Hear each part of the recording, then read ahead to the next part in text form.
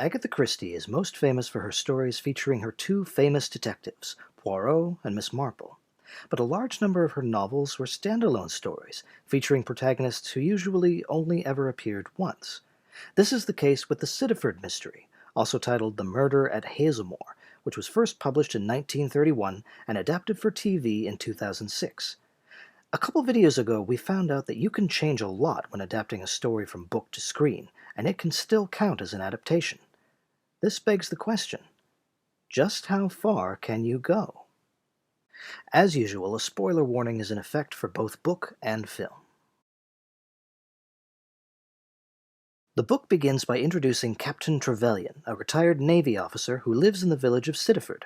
He loves money, competition, and athleticism, and has no interest in women. He has a close friend and neighbor, Major Burnaby. One winter, he rents his house out to a pair of women, Mrs. Willett and her daughter Violet. One night, the Willets invite Major Burnaby and a few other guests over. They decide to do some table turning, a type of seance. It's all fun and games until apparently a spirit reports that Captain Trevelyan has been murdered. Everyone agrees it must be a joke, but Major Burnaby insists on going to Exhampton, the town where Trevelyan is staying, to check on his friend, even though this means he has to walk 2 whole hours through heavy snow. His efforts result in the discovery that Trevelyan's house has been broken into, and the captain has indeed been murdered, bludgeoned to death. The investigation is headed by Inspector Narracott. Major Burnaby swears he doesn't believe in the spirit world, even though that's what prompted him to check on Trevelyan. Narracott is more interested in why the Willets wanted to rent Sittaford House, and the fact that in his will, Trevelyan left £90,000 to his living relatives. Also investigating the murder is eager young reporter Charles Enderby, who uses delivering a prize to Major Burnaby for mailing in the correct solution to a newspaper competition as an excuse to interview him. Inspector Narracott discovers that Trevelyan's nephew, James Pearson, saw his uncle on the day of the murder. When James acts suspiciously, Narracott detains him. And here's where we meet our protagonist, Emily Trefusis, who vows to find the real killer and prove that James, her fiancé, is innocent. Okay, now the adaptation. Just bear with me. As in the book, we're introduced to Captain Trevelyan in Egypt. Then we fast forward a couple decades, and it looks like Trevelyan is about to become Prime Minister. Because why not? In the book, Trevelyan's manservant, sister, brother-in-law, niece, and 2 nephews are all suspects, but they're all left out of the adaptation except James, who accuses Trevelyan of sending a letter threatening to disinherit him. Trevelyan denies sending it. Then we meet our protagonist, Miss Marple. That's right, continuing the tradition started by Margaret Rutherford in the 1960s, Miss Marple becomes the star of yet another Agatha Christie story in which she did not originally appear. She meets Trevelyan on a train and ends up staying as a guest at Sittaford House. Emily Trefusis is still in the story, and it turns out she's the ex-fiancé of Miss Marple's nephew. Honestly, they pack in so many details it's hard to keep track of everything.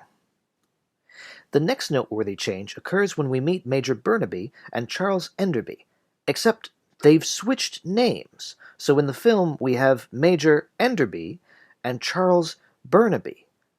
I wonder why they did that. The Major acts as Trevelyan's secretary/political agent, and Charles approaches Emily, who forces him to admit he's after an interview with Trevelyan.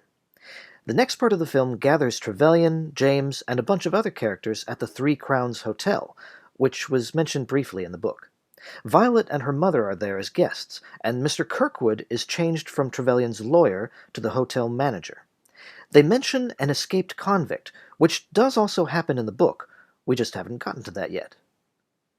Bond. James Bond. In the film, the seance happens at the 3 Crowns, so James and Trevelyan both participate, but the Major isn't there. The Ouija board predicts Trevelyan's death, but later on James confesses to faking the message. Back at Sittaford House, the Major's pet hawk is poisoned by a box of candy that was meant for Trevelyan. This is what prompts the Major to make the long hike through the snow in an effort to warn his friend that someone is trying to kill him. Shortly afterward, Charles follows the Major, leaving Emily in the house with Miss Marple. Charles and the Major arrive at the 3 Crowns and discover Trevelyan, stabbed to death. Let's see, did I miss anything? Oh yeah, they added a ghost. Don't blink.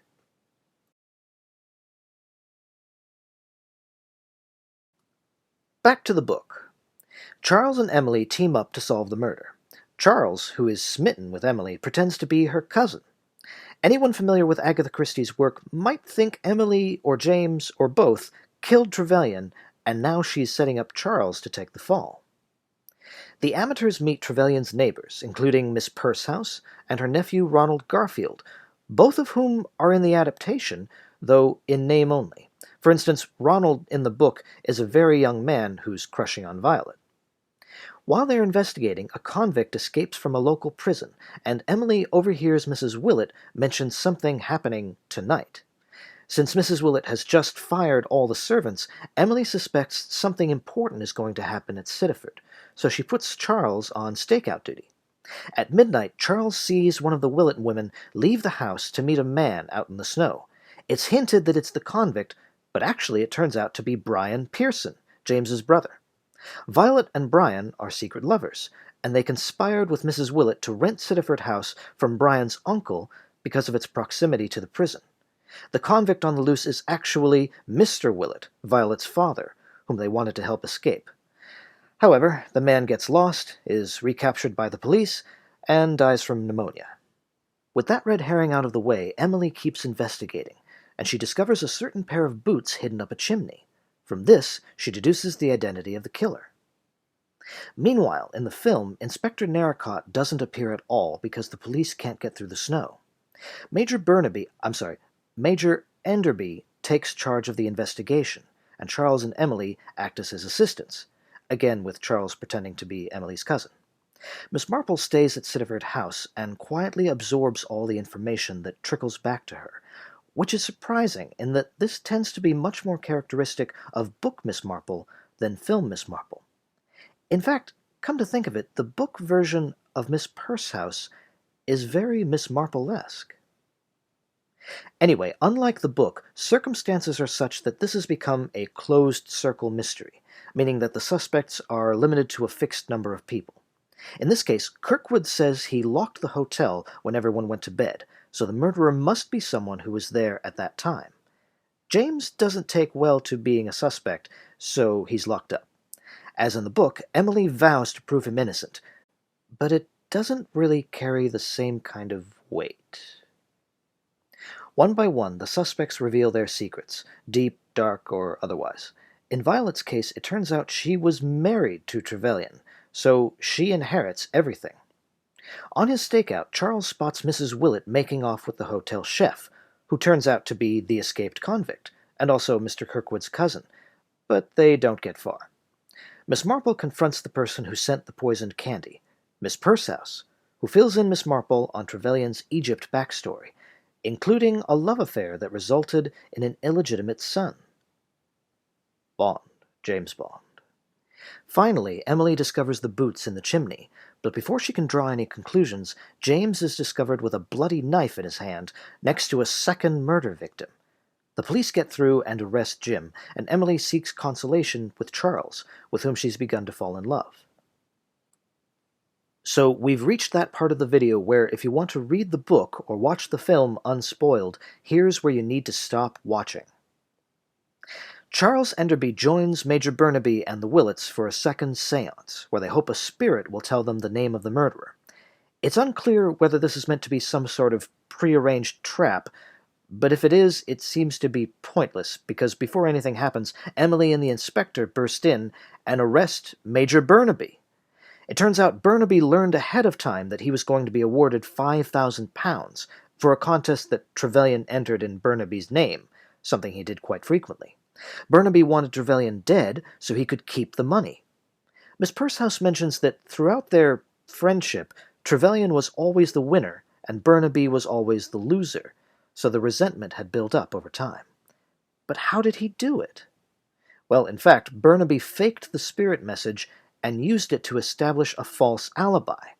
At the time of the séance, Trevelyan was still alive, but then Burnaby went down to Exhampton not on foot, but on skis, hence the ski boots Emily found hidden, and killed him. Then he waited a couple hours before pretending to arrive after the long walk. Charles wastes no time in asking Emily to marry him, but to his surprise, she's still in love with her fiancé, James. She reflects that she'd rather have a man who's dependent on her than the other way around. Charles gets over it pretty quickly. In the film... Are you ready? Because I wasn't prepared for this. In the film, the murderer is revealed to be Burnaby. Charles Burnaby. Is that why they switched names? Charles is not a journalist at all, but the illegitimate son whom Trevelyan abandoned in Egypt along with his mother, for which Charles wanted revenge. He faked an alibi the same way the Major did in the book, by skiing to Exhampton, killing Trevelyan, and then pretending to arrive much later. Kirkwood had lied about locking up the hotel because he didn't want anyone to know he'd left the cellar door unlocked for his cousin, the convict. The second victim was a would-be blackmailer. Emily tries to apprehend Charles, but he kills himself.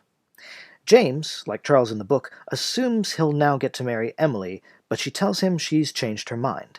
Miss Marple consoles Major Enderby, and she leaves Sittaford House, which is apparently now haunted by Trevelyan's ghost. So, good for him? Don't get me wrong, I actually really like this adaptation. There are others where they change the murderer, and they're complete crap. But that brings us back to the question, is this film really an adaptation? Or is it an adaptation in name only? Well, by now you probably know my answer. No, it's not an adaptation. It's a story that happens to share names and events with its source material, just like the recent film Death on the Nile. But the reasons for that might not be what you think. True, the screenwriter made drastic changes, but even if, say, the murderer had stayed the same character, it still wouldn't have been an adaptation. Murder Most Foul made way more changes, and it still counts as an adaptation. Why? A private investigator goes undercover in order to save an innocent man from being executed for a crime he didn't commit. Despite being nearly murdered, the hero exposes the true killer who committed murder to preserve their privilege. This description can be applied to both versions of the story, so they both share the same theme of risking one's life for the sake of justice. On the other hand, a young woman's love for her fiancé is tested and proven true as she strives to exonerate him for a crime he didn't commit, is a synopsis that could describe the book, but not the film. The novel version focuses on village life and gossip, some of which is completely erroneous and some of which is surprisingly accurate, and Emily impresses everyone with her intelligence, tenacity, and great strength of character. But every now and then we glimpse her softer side, her fear and anguish at the thought of what she has to lose. But in the film, all this is replaced as the focus is shifted almost entirely onto Captain Trevelyan. The theme becomes something like, justice will always catch up with you. Ironically, there is a theory put forth in the book about Trevelyan abandoning a lover from long ago. Come to think of it, the solution to this mystery is very similar to another Agatha Christie novel. We'll talk about that some other time. The point is, the Miss Marple version of the Sittaford Mystery might contain some of the same mechanics as its source material, but plot mechanics are not enough to make it the same story. Otherwise, every other episode of Death in Paradise would be a Christie adaptation. Well, that's my take on it. Do you agree? Do you disagree? Leave a comment. I'm not sure what Agatha Christie book-to-film comparison to do next, so I'll happily receive suggestions. Until next time. Adios.